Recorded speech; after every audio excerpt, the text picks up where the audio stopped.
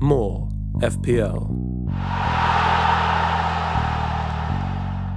Today I want to go over my top tips for a successful season in FPL. Some of these will be consensus views that most managers will tend to agree on. Others are more open to debate and different managers may have different views.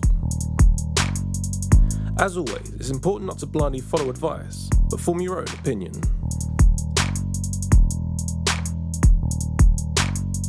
My first tip is to plan fixtures in advance using a fixture difficulty ticker. You should avoid looking at single game weeks and instead look 6 to 8 weeks ahead. There's certain big hitters you may want in your team regardless of fixtures, like Salah or Son. But others you want to target having in your team when they have an easier run of fixtures. This tip applies to your initial or wildcard team, but also your week-to-week transfers. Looking out for fixture swings can help set your team up best for the long term. This also frees up other transfers to jump on form players or unexpected cheap starters. More FPL.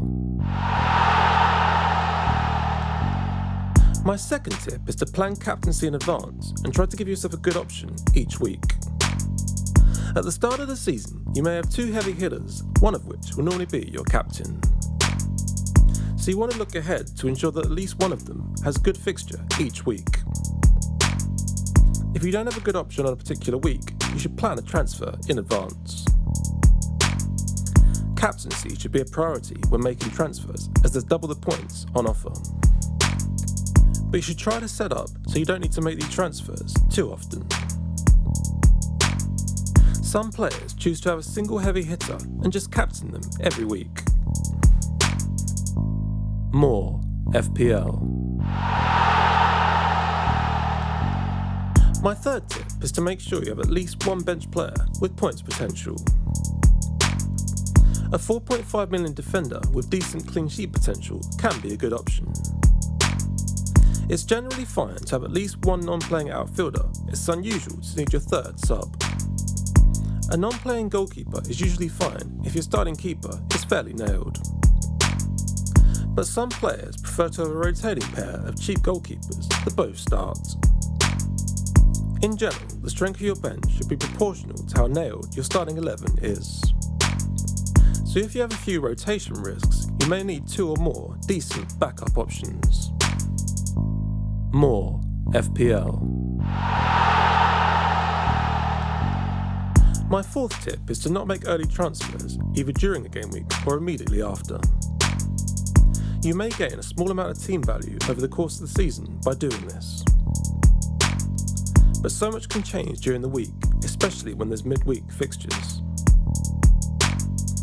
You may also get late injury news and it'll give your brain more time to process everything. I wait until after all the press conferences and ideally as close to deadline as possible.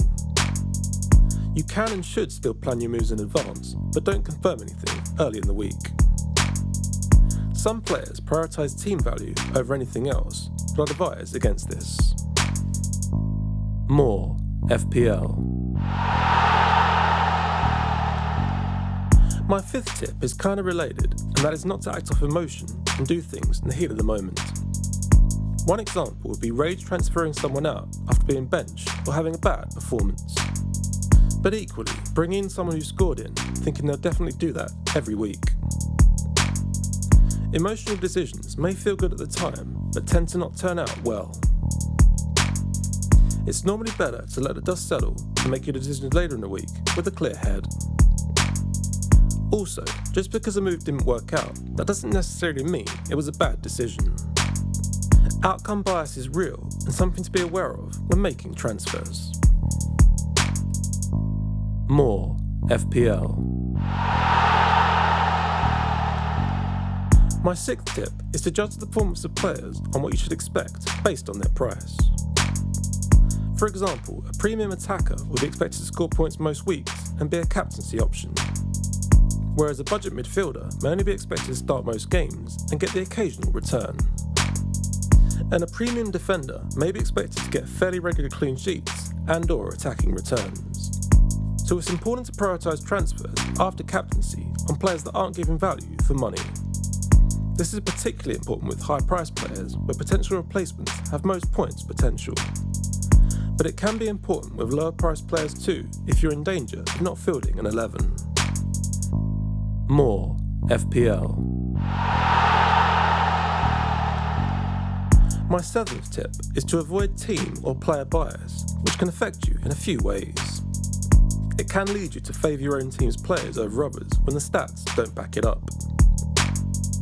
For example, an Arsenal fan may triple up even if one or two players may be best. It can also cause you to wrongly avoid good players just because they play for rival teams. For example, an Arsenal fan may avoid some of the best players in the game, like Son and Kane. You may also be avoiding players that haven't done well when you've owned them in the past. It's important to try to play the game as a neutral and pick players based on their merits. More FPL. My 8th tip is around when to play the various chips available during the season. I try to avoid using my first wildcard too early in the season to give myself a good amount of information. I'd advise waiting until at least the end of the transfer window so all squads are finalised.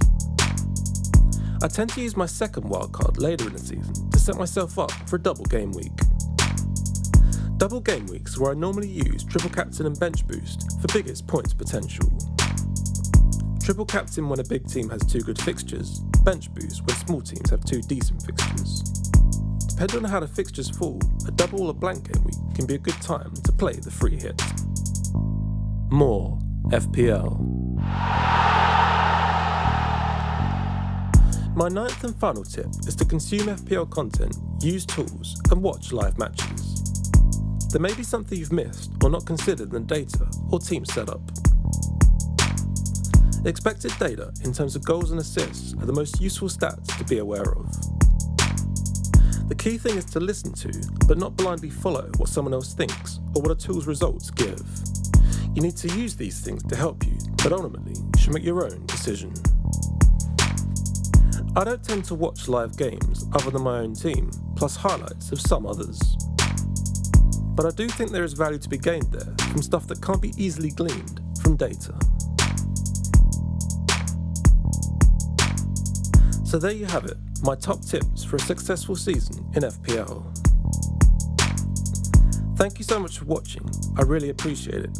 Give it a like if you enjoyed it. Do you agree with these points? Add your own thoughts and questions in the comments below. Never miss a pre-season video or game week preview by subscribing and turning on notifications. More FPL.